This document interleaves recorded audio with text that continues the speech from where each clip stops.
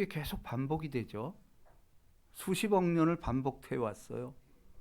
근데 이게 저절로 간다고요? 우리 인생에 있어서 어떤 것도 저절로 되는 게 있습니까? 없어요. 지금 우리에게 보이는 것 다 누군가에 의해서 계획되고 만들어져서 운영되고 있기 때문에 그렇습니다. 우린 사소한 이런 미물도 다 어떤 계획에 의해서 만들어졌건만 왜 이 세상 돌아가는 것에 대해서는 침묵하냐는 얘기예요. 저절로 됐다고요? 그럼 여러분 저절로 나왔습니까? 그렇잖아요. 여러분 의도와 상관없이 이 땅에 태어났어요. 의도돼 태어난 사람이 있을까요? 없어요. 아무도 없습니다. 그리고 그 수많은 영혼들이 왜 이 땅에서 살아남은 자가 하나도 없냐라는 거예요.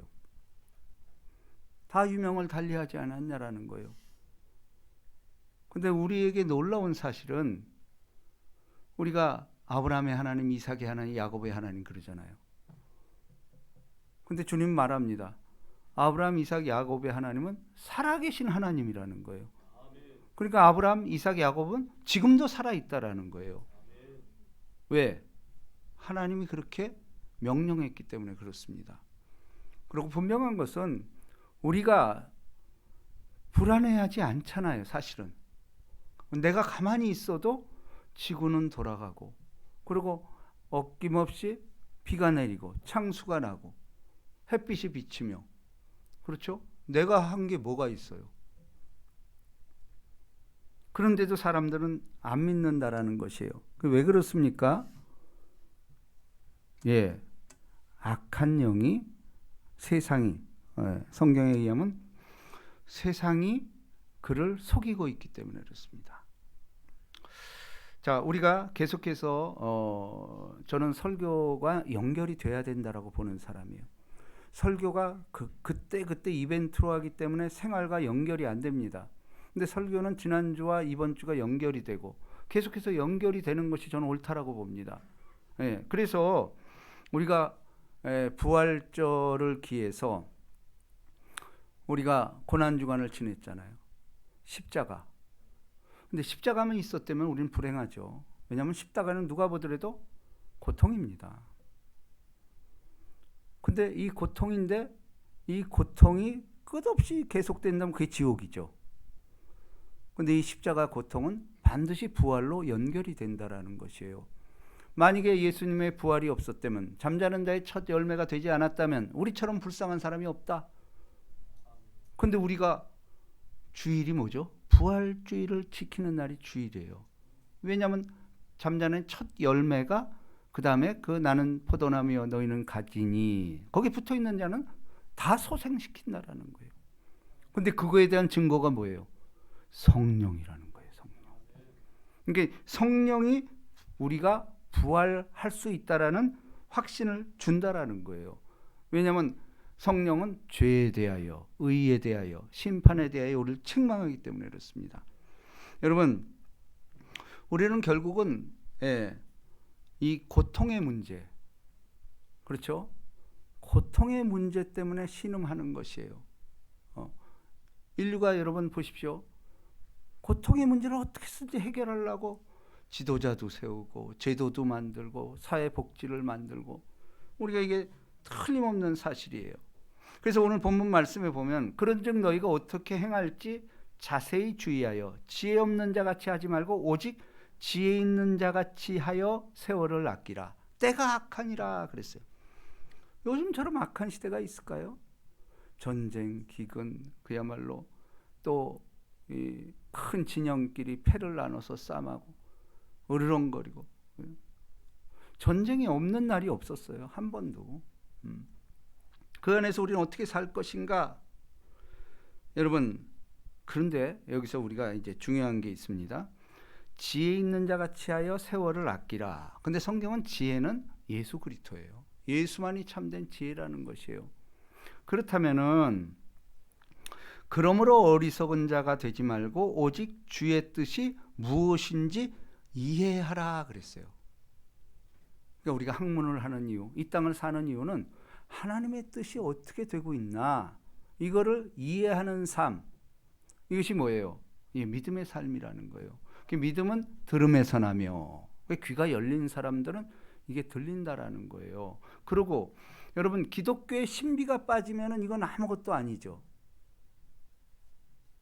왜냐하면 믿는 것 자체가 신비예요. 어떻게 믿죠?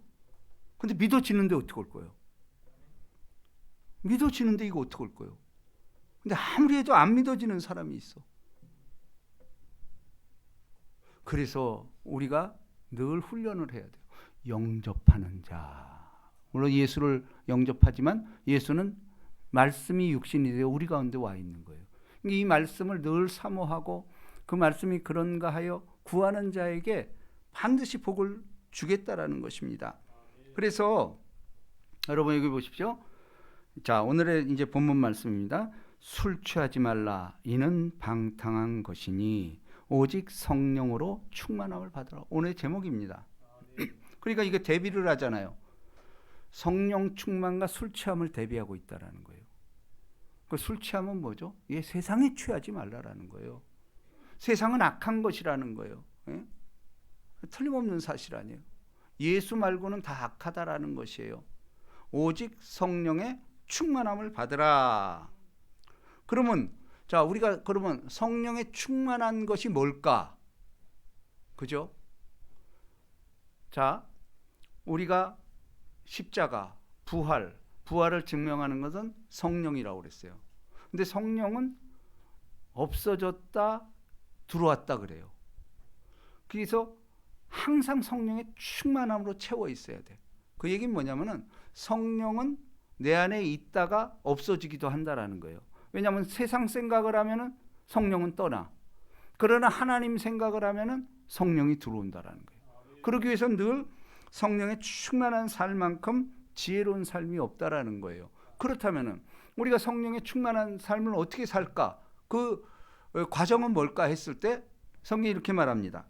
시와 찬송과 신령한 노래들로 서로 화답하며.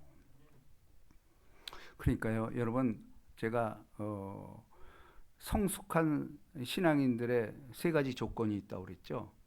그 뭐냐면 일단 찬양하는, 즐겁게 찬양하는 사람. 이것은 성숙된 사람이에요. 그리고 여유가 있어야 돼. 삶의 여유가, 넉넉함이 있어야 돼. 그게 뭐죠? 여러분, 그런 사람들이 시를 쓰는 거예요.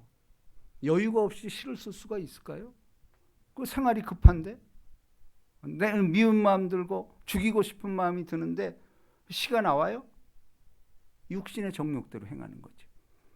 그런데 그 안에 성숙한 인격자들은 시와 찬송과 신령한 노래들로 서로 화답하며, 아무나 이런 뭐 노래가 아니고 신령한 노래, 하나님의 영이 따르는 노래를 하는 것이 맞다라는 것입니다. 그래서 여러분 그렇다면은 자, 우리가 그 유명한 자 시편 18편 한번 봅니다. 다윗의 노래입니다. 자, 2절 말씀.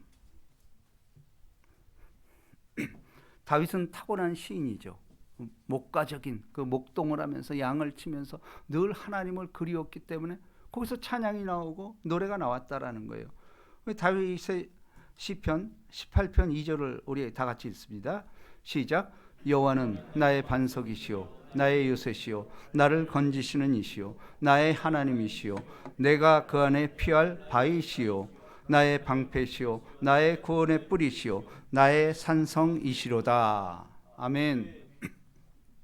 자, 성령이 충만하다는 결국 뭐냐면 하나님과 함께하고 있다라는 거예요. 그 하나님과 함께하면 삶은 시인이 될 수밖에 없다라는 거예요. 근데 다윗은 어떻게 시를 썼냐? 나의 반석이요 나의 요새시요 건지시는 이시요. 그러니까 하나님 한 분을 갖다가 다양한 모습으로 표현하지 않냐라는 거예요. 때로는 반석이래. 반석이 뭐예요? 단단한 바위, 굳건하게 서 있다라는 거예요. 그게 나를 지탱하는 힘은 이 반석 같은 믿음. 하나님이 나를 붙잡고 있기 때문에 요동하지 않는다라는 거죠. 뿐만 아니고 나의 요새시요. 요새는 뭐예요? 견고한 진이죠. 누구도 침범할 수 없는 그 무엇, 적군이 나를 칠 수 없다라는 거예요. 그분이 준 요새이기 때문에 그래. 응? 또 나의 그 안에 피할 나의 바위시오. 응? 또 방패시오 구원의 뿌리시오 산성이시로다. 무슨 얘기예요? 같은 말이잖아 사실은. 같은 말인데 이렇게 구구절절하게 다른 말로 표현하고 있다는, 그게 말을 막 지어내는 거야. 이게 시 아닐까요? 우리가 시인이라든지 작가들이 가장 싫어하는 게 뭐냐면 반복이야. 그렇죠? 남이 했던 거 이렇게 하면 벌써 다 알아. 그게 표절이라는 거 아니야. 그게 작가들이, 교수들이 뭐에 걸리죠? 정치인들이 그 공부했던 뭐에 걸려? 표절에 걸리잖아 항상. 그거 어디서 했던 거 몰래 했다. 그러니까 논문 써본 사람은 알잖아. 풋노트라는 걸 다 알잖아. 이거 어디 인용했다. 어디 인용했다 그러고. 응? 그렇잖아요. 그러니까 성령이 충만한 사람들은 어떻게 표현할 방법이 없는 거야. 응? 여러분 이게 삶이 되는 사람들. 그건 왜 그러냐면 여러분도 한번 보세요. 사랑하는 자녀를 함께 지내잖아. 그럼 어려우면서 이렇게 어릴 때부터 자라나는 모습을 보면은 뭘로 표현할 방법이 없는 거야. 그러니까 내가 이름을 줘놓고도 그 이름을 자꾸 업데이트 막 시키는 거야. 그 재롱을 부를 때마다 이걸로 이름을 어떻게 부를까? 이 별명을 뭐라고 지을까? 응? 우리 집에 고양이가 있는데도 고양이가 너무 사랑스럽고 이러니까 처음엔 양이라고 했다가 이게 자꾸 사람마다 다르게 부르는 거야. 재롱 피울 때마다 이름을 자꾸 바꿔가. 이게 시인의 삶이요. 그러니까 예수를 믿는다라는 것은 이렇게 신령한 노래, 성령 충만하다, 성령으로 충만하니까 결국 뭐죠? 여러분, 결국은 우리가 성령 충만이라는 것은 어떤 사건이라든 이런 문제가 아니고 관계의 문제라는 거예요. 관계. 누구와의 관계냐? 여기서 시가 나오는 거지. 나 혼자만의 감정, 이거는 죽음으로 이르는 거예요. 다시 말해서 예수가 없는 낭만은 가짜라는 거예요. 이게 틀림없는 거 아니에요? 여러분 우리가 어저께 저도 오랜만에 참 즐거운 시간을 보냈습니다. 우리 야외 예배를 성도들과 같이 다녀왔는데 아마 다 느꼈을 거예요. 그 높은 산에 오르는 것 자체가 너무 힘들 것 같은 힘이 안 들어. 그리고 갔다 와서 그 식당에서 그 밥을 먹고 맛있는 걸 먹잖아요. 나도 근래 보기 드물게 이렇게 너무 맛있게 먹었어요. 여러분 아마 다 그랬을 거예요. 그죠? 그런데 음식을 솜씨가 좋아서 맛있었을까? 그것도 있겠죠. 근데 그거 아니에요. 음식은 누구랑 먹느냐예요. 예, 누구랑 먹느냐가 중요한 거지. 아무리 산에 진미를 차려놓고 해도 내 앞에 미워하는 놈이 있어. 그거 소화불량돼요. 아무리 맛있는 뷔페 잔치를 배설해봐요. 소용이 없어요. 그건 누구랑 먹느냐야. 근데 우리가 잊어서는 안 될 게 누구랑 먹느냐에는 반드시 예수가 그 식탁에 있어야 돼요. 그거 고백한 사람들이에요. 그러니까 요한계시록 3장 20절이죠. 내가 문 밖에서 두드리노니 너희가 내 음성을 듣고 문을 열면 나는 너와 더불어 먹고 너는 나와 더불어 먹으리라. 그러니까 예수가 있는 식탁이 진짜 복된 식탁이야. 맛있을 수밖에 없어. 근데 예수를 시인하는 공동체 식사, 좋은 사람들과 이게 먹으니 맛있을 수밖에 없죠. 그죠? 그러니까 식사라는 것은 우리가 여행도 그렇잖아요. 어떤 여행이 좋을까? 네, 사랑하는 사람과 가는 여행이 제일 좋은 거예요. 원수랑 앉아봐. 이웬수. 응? 그렇잖아요. 바로 신앙이라는 것은 누구와 같이 먹고 마시느냐. 결국은 이 관계라는 것이에요. 그런데 여러분 보십시오. 지금부터 하는 말이 굉장히 중요합니다. 그러면 왜 우리가 이 고통의 문제, 왜 우리가 돈을 벌죠? 그럼 돈 버는 이유가 뭐예요? 잘 먹고 잘 살라고? 아니, 근본적인 이유가 있잖아. 왜 우리 돈을 벌죠? 우리 왜 부모들은 그 돈을 벌어서 막 이렇게 저축하고 막 아끼고 그랬잖아. 응? 그래서 우리 어머님 같은 경우는 어디 음식점 가고 싸우는 거야. 참 자식이 그렇게 하지 말라고 그래도 그거 싸워. 왜 그렇습니까? 어려서부터 그야말로 보릿고개 먹는 거 걱정을 하면서 살았어. 그러면 내 새끼 먹이려고. 그 고통의 문제 아니에요, 결국은? 그러면 왜 우리가 그렇게 돈을 벌려고 그러고 모으려고 그러죠? 불안 문제 아니에요, 불안? 앞날이 불안한 거야. 뭐 어떻게 될지 모르는 삶을 우리가 살고 있다라는 거예요. 그렇잖아요. 그러니까 우리 때만 해도 밥만 먹어서 그런지 우리가 6 식구였는데 여러분 쌀 한 가마 먹었다니까 80kg. 지금 뭐 10kg, 20kg. 그때 우리 80kg 가마니로 나왔어. 쌀 한 가마니로 6 식구가 먹었어. 지금은 10kg나 될래나? 그죠? 왜 이렇게 줄어들었죠? 그러니까 그게 참 뿌듯했어. 근데 제 기억으로는 우리 집안은 쌀 한 가마 들어온 건 딱 한 번 봤어. 내가 인식하는 딱 한 번이었어. 그리고 맨날 되박질이야. 이게 되박질이 무슨 얘기인지 알 거야. 그것도 한 말이 아니야. 옛날에는 한 말짜리도 이렇게 해가지고 약간 남겨서 이렇게 해서 보여줬어. 근데 우리 어머님이 그런 거야. 한 마리라도 좀 사와 보라는 거야. 근데 이런 되로 이렇게 하는 게 있어요. 되로 파는 거. 이게 맨날 먹는 거 걱정인 거예요. 응? 여러분 이것이 불안의 문제입니다. 근데 오늘의 주제는 이게 뭐냐면요. 여러분 그러면 고통의 문제, 불안의 문제가 해결되면 그럼 불안의 반대가 뭐죠? 평안이잖아. 평안. 평안은 성령이 충만해야 평안이 오는 거예요. 틀림없는 사실이잖아. 우리 평안을 갈구하지 않아요? 누구든지. 전쟁과 평화. 이거 아주 극과 극이잖아. 근데 우리 전쟁 속에 살지 않아요? 근데 왜 전쟁을 이기려고 그러죠? 평안의 문제 때문에. 평안. 그러면 여러분 예를 들어서 우리에게 가난이 없어지고 또 질병이 없어지고 그런 어떤 모든 문제가 해결되면 평안이 올까? 성경은 아니라는 거예요.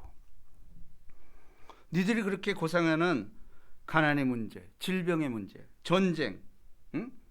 이런 너희들이 그 고민하는 게 다 해결됐다고 치자. 그럼 평안이 올까? 성경은 노 그럽니다. 근데 아닌 것 같죠? 사실은. 예를 들면 이런 겁니다. 이제 우리 교계 아주 원로 목사님인데 목사들에게는 안식년이라는 게 있어요. 그러니까 6년 동안 열심히 일하고 1년은 뭐 쉬는 거죠. 우리가 쉼을 얻고 기도의 시간도 갖고 따로 이렇게 하는 거예요. 근데 목회를 잘했기 때문에 이제 교회에서 1년 동안 호주가 살기 좋잖아요. 거기에 집도 마련해주고 거기 부부와 함께 이렇게 하려고 그걸 갔답니다. 근데 사실은 안식년 하는 목사도 드물어요. 그분은 특권이었지. 교회가 그래도 역사가 있고 이러니까 그렇게 해서 갔다 온 거예요. 그런데 호주라는 데가 보니까 너무 잘 사는 나라야. 왜냐하면 자원이 무궁무진해. 거기는 호주, 그죠? 땅이 넓고. 그런데 거기는 이 백성들한테 시민들한테 이 월급을 준대. 그러니까 가만히 있어도 월급이 나와. 그리고 거기는 애를 둘만 낳아도 돈 벌 이유가 없대. 애들 수당이 나온다는 거야. 그러니까 어떻게든 돈을 주려고. 왜냐면 재정이 늘 남아 도는 거야. 응? 진짜 천국이잖아. 그 호주 자연환경 얼마나 좋아요. 청정 지역이야. 우리나라는 뭐 이렇게 뭐 서울랜드 동물이, 거기는 동물들이 서로 뛰어다니고 뭐 캥거루 뛰어다니고 막 이게 그야말로 지상 낙원 같은 나라예요. 그리고 거긴 섬나라잖아. 그거 큰데 그러니까 전쟁도 없어 거기는. 그죠? 왜냐면 전부 물로 둘러싸여 있으니 전쟁 나기도 쉽지가 않아. 응? 자, 그러면 그런 나라에 있으면은 평안해야 되잖아. 근데 그 목사님이 거기서 깨달은 게 거기 사는 사람들이 평안이 없다라는 거야. 왜? 그러니까 이 노인네들이 늘 카페, 술집에 모여서 그게 일상이래. 그렇게 사는 거래.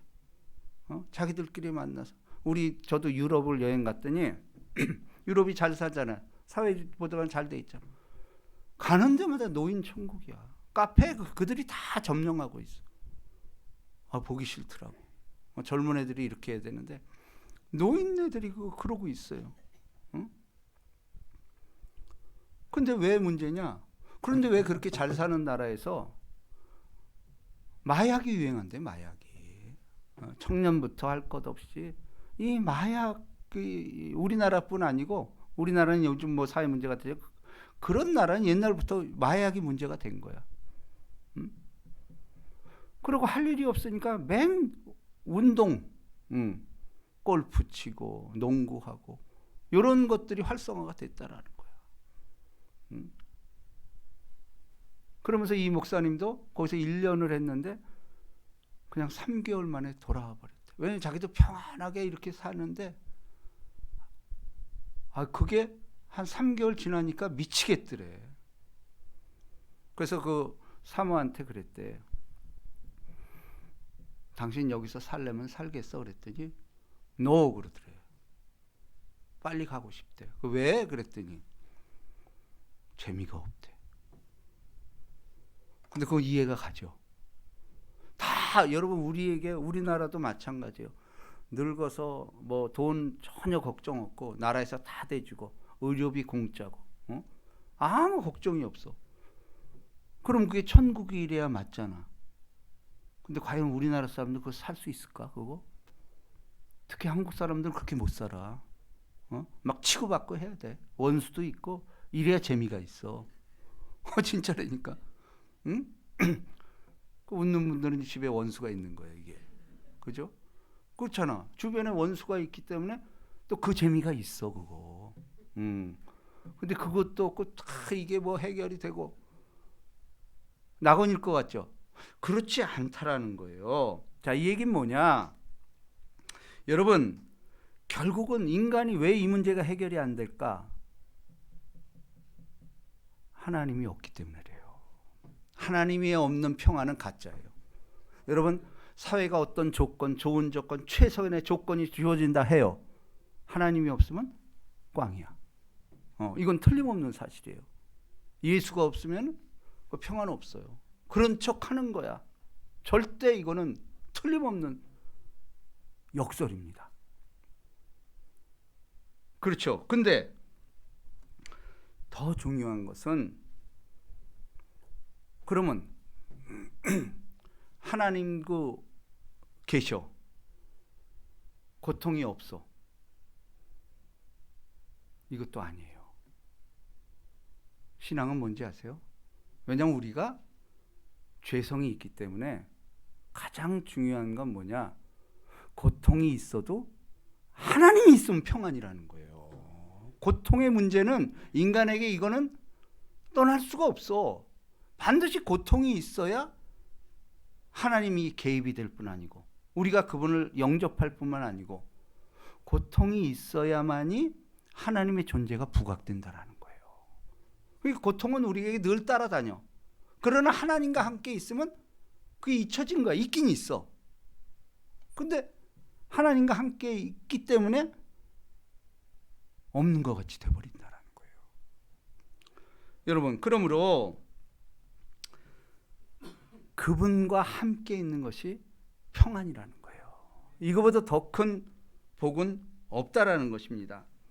그래서 여러분 우리 여기도 있는데 어거스틴이 아주 지금부터 1500, 1700년 전 그런 분인데 그분의 책이 참회록이라는 것이 지금도 신학도들한테 평신도들한테 읽혀요.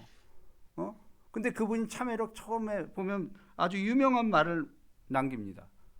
그분이 뭐라고 그랬냐면은 주여 내 영혼이 주 품에 안길 때까지는 평안이 없었습니다라는 고백을 하는 거예요. 이 참회록을 통해서. 이 성자가 내 영혼이 주님 품에 안기기 전까지는 내게 평안이 없었대요. 이것이 얼마나 참 놀라운 일입니까? 이 책이 그래서 지금까지도 이 신학도들뿐 아니고 평신도들을 일으킨다라는 거예요. 그러니까 이 얘기는 뭐냐면은 인간에게는 필연적으로 하나님이 없는 것 자체가 불안을 잉태하고 있는 거예요. 반대로 말하면 세상과 짝하는 사람들, 세상께 좋은 사람들, 늘 불안과 함께 사는 거야. 근데 그렇잖아. 우리 죽음의 문제를 한번 생각해 보세요. 죽음의 문제도 왜 불안하죠? 죽음 좋아하는 사람 없죠. 다 누구든지 죽음은 싫어해. 왜? 죽으면 어떻게 될지 모르는 거야. 그 원초적인 불안이 우리한테 늘 엄습하고 있는 거야. 죽으면 어떻게 될 것인가? 죽으면 어떻게 될 것인가? 근데 예수를 제대로 믿는 사람은요, 이걸 아는 거예요. 자, 여러분 보세요. 우리가 어머니 뱃속에 있어. 그러면 어머니 뱃속에 있을 때도 우리는 생명으로 여기잖아. 그거 다 숨 쉬고 그 애들도 거기서 생각하고 다 그런데요. 그건 과학적으로 밝혀졌잖아요. 근데 그 애들이 생각할 때 이 어머님 자궁 밖으로 나갔을 때 그 세상을 상상이나 할까? 그렇잖아요. 보세요. 자궁 안에 있을 때 아무리 엄마가 야, 네가 밖으로 나오는 순간 세상은 엄청 내가 상상할 수 없을 정도로 넓어. 근데 걔 애들이 그걸 이해를 못하지. 그게 다인 줄 알아. 그 태 안에 있을 때 거기도 좋거든. 물로 둘러싸여 있는 그게 조건이 좋기 때문에 그래서 나오기가 싫은 거야. 그 안에서 이렇게 있는데 근데 어머님 입장에서는 아니야 나봐 엄청난 세계가 있어. 그때 이것보다 크지 얼마나 2배, 3배, 100배 이게 이해가 안 되는 거야. 나오기 싫은 걸 억지로 몸부림치면서 나오잖아. 근데 세상은 이건 말할 수 없는 풍경이 이건 상상도 못할 세계가 펼쳐지는 거야. 여러분 이건 죽음의 세계도 마찬가지야. 우린 죽음이 이게 지금 태 안에 있는 거예요. 우리 삶이 우리 어머니의 태 안에 있는 거예요. 지금 우리 삶 자체는 아무리 나이 들고 이렇다 해도 그 안에서 사는 거야. 그런데 야 죽음은 이 지상과 말할 수 없는 세상이 네 앞에 펼쳐져. 똑같은 거라니까. 알파의 오메가 처음과 끝은 같아져. 우리 어머니 뱃속에 있는 거예요. 이 세상 안에 있는 거예요. 그러나 죽는 순간 두 가지 세계로 갈라진다라는 거예요. 안 믿는 사람은 지옥으로 가. 근데 그런 게 어디 있어? 너 그럼 뱃속에 있을 때 그거 알았냐? 그러니까 뱃속에 있을 때 나올 때도 어떤 사람은 천국 같은 분위기에서 나오잖아. 그죠? 그래도 부잣집에서 다 축복 속에 태어나는 이가 있는 반면 버려진 아이들이 있는 거예요. 버려진 아이들. 그래서 죽을 겁이 쓰고 그 뭐예요? 그 애 그 박스에 넣고 도망가고. 두 가지 삶이 있지 않냐라는 거예요. 나오자마자 버림받은 애들. 나오자마자 축복 속에 있는 애들. 틀림없이 있잖아요. 우리의 삶 마감도 마찬가지입니다. 죽음의 문제도 여러분 우리는 너희 생명이 잠시 왔다 사라진 안개예요. 70이야 강간하면 80이다. 그거 다 그 과정 가고 있잖아. 근데 예수를 믿는 사람들은 우리 주님 말씀하는 거예요. 예? 너무도 아름다운 세계가 있다라는 거예요. 새하늘과 새 땅이 있다라는 거예요. 근데 우리 이거 모르잖아. 에이, 그게 어디 있어? 여기 이 세상만큼 넓은 데가 있을까? 여기가 좋은데? 근데 예수를 제대로 믿는 사람은 이 세상에 대해서 불만이 있는 사람들. 이게 다가 아닌 거야. 왜? 맨날 싸움질하고 이게 고통의 문제를 헤어날 수가 없는 거야. 그러니까 네가 죽는 순간은 새하늘과 새 땅, 새 예루살렘, 마치 신부가 신랑을 위해서 신부단장한 것 같이 내려오는 거예요. 우리가 이 땅에 태어날 때도 상상할 수 없는 곳에 왔지 않냐라는 거예요. 그럼 우리가 가는 곳도 마찬가지입니다. 저 하늘과 새 땅이 있는 그곳. 예수 믿는 사람 그 길로 가는 거야. 그런데 안 믿는 사람들은 어둠 속으로 지옥에서 영원히 죽지 않는. 그래서 어떤 사람은 또 그렇게 얘기해요. 이 자유주의 신학자들이 그런 얘기를. 지옥은 그냥 하나님 겁주려고 그래. 아이 사랑인 하나님 그럴 리가 있어? 그죠? 그럴 듯하잖아. 근데 진짜 그럴까? 여러분 세상을 보세요. 세상은 하나님이 주관하에 있어. 모든 것이 하나님 질서 안에 있는 것 맞잖아. 근데 이 땅에 지옥이 없어요? 아비규환이 없어요? 우크라이나 저거 지옥 아닐까? 그 수많은 사람들이 강제로 죽고 세계 도처에 테러가 일어나고 막 인신매매하고 끌려가고 이 지옥 같은 현상 지금 없어요? 있잖아 지금도. 이 땅에서도 지옥이 있는데 응? 죽고 나서 지옥이 없다고요? 그래서 어거스틴은 당신 왜 예수 믿어요? 그랬더니 나 지옥 가기 싫어서 그래요. 이 성자가 그런 얘기를 한 거예요. 이게 단순한 거예요.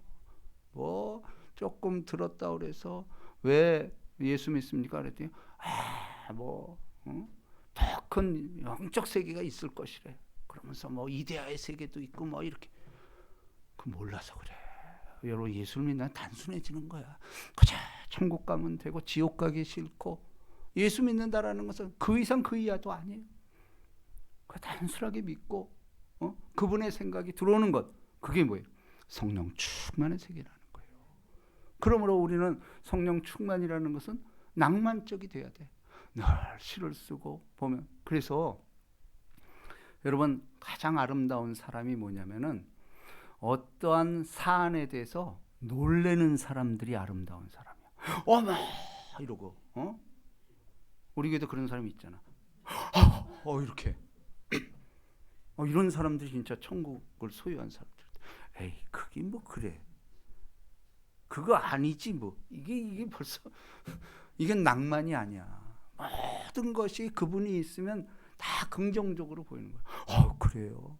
얼마나 좋아. 얼마나 좋아. 이것이 낭만적인 성령 충만한 세계에 사는 사람들이에요.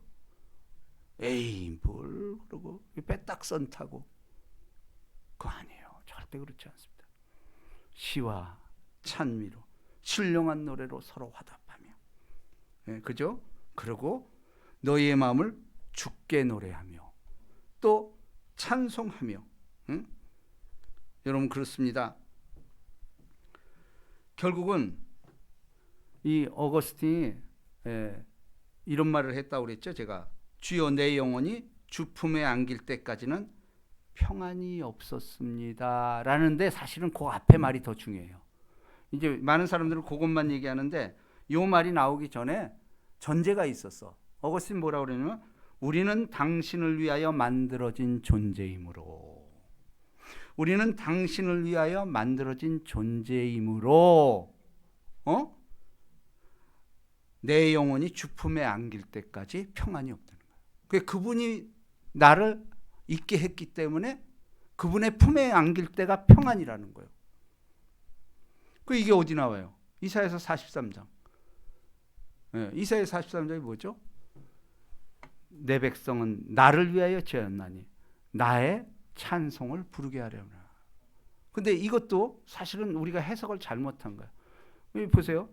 이 백성은 나를 위하여 지었나니 나의 찬송. 나를 저도 그거 참 아니 하나님은 이거 독재야 뭐야. 나 자기를 위해서 줬대요. 그럼 우린 뭐지? 그럼 그분의 꼭두각시처럼 이렇게 왔다 이게야? 근데 그 우리가 번역을 잘못한 거야. 원어를 분석해 보면 뭐냐면은 내가 너를 만든 이유는 나와 상대하기 위해서 만들었다라는 거예요. 상대 개념이에요. 그러니까 여러분 그렇잖아. 우리는 한 사람 한 사람 존귀한 사람으로 여기는 거야. 하나님은. 이게 하나님의 기본 정신이야. 그러니까 우리를 이렇게 사랑하는 거야. 아니 이 수많은 사람 중에 나 하나 아무것도 아닌 것 같잖아. 아니야. 존귀한 자라는 거예요. 내가 너를 만든 이유는 너와 대면하기 위해서 만났다는 거야. 대면하기 위해서. 한 사람 한 사람 대면하기 위해서 만났다. 근데 맞잖아 이게. 이걸 깨닫는 것이 우리 인간의 본분이라는 거예요. 그 본북이라는 거예요. 그러므로 여러분 빈부노유 귀천할 것 없이 하나님 우리와 날마다 대면하기를 원하는 거예요. 나와 토론하자. 나와 토론하자. 나와 같이 일하자. 그래서 아브라함을 부를 때도 넌 본토 친척 아비 집을 떠나 내가 지시할 땅으로 가라. 이게 뭐냐면 나와 함께 가자라는 뜻이야. 나와 함께. 그게 빠진 거예요. 너 혼자 가려는 게 아니야. 그와 같이 버려두지 않겠다고 약속했잖아. 나와 함께 가자. 그러니까 예수를 믿는 여러분이나 저는 무슨 일을 하든지 어디에 있든지 함께 하는 거예요. 제자를 부를 때 뭐예요? 12 제자를 세우시고 그 다음에 더 중요한 말. 자, 마지막으로 이거 한번 찾아봅시다. 마가복음 3장. 우리가 제자잖아요. 14절.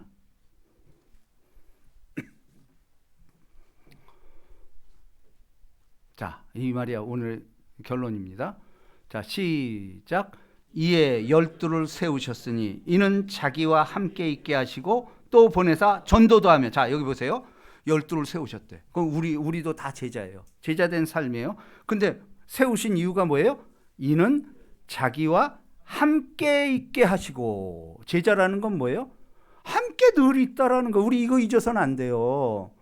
제자라는 사람은 주님이 늘 함께 있다라는 거예요. 또 보내사 전도도 하며. 그럼 또 보낼 때도 내가 함께 가겠다라는 거예요. 전도할 때도 내가 함께 가겠다는 거예요. 또 15절. 귀신을 내쫓는 권능도 가지게 하려 하심이라. 근데 귀신을 쫓는 권능도 뭐야? 하나님이 함께 해야 그게 있는 거지. 그럼 왜 못 쫓죠? 하나님 함께 하는 걸 잊고 있기 때문에 그래. 그러니까 뭐예요? 성령 충만이라는 건 뭐예요? 그분과 함께 하는 삶. 이런 사람은 이길 자가 없다라는 거예요. 그렇죠? 예, 그렇습니다. 바로 하나님이 함께하는 삶, 대면하는 삶. 그래서 우리를 만든 거예요. 그래서 우리는 그분을 찬양할 수밖에 없어. 우리 하나님을 찬양하는 저와 여러분 되시기를 주님의 이름으로 축복합니다. 우리 찬양 한번 합시다.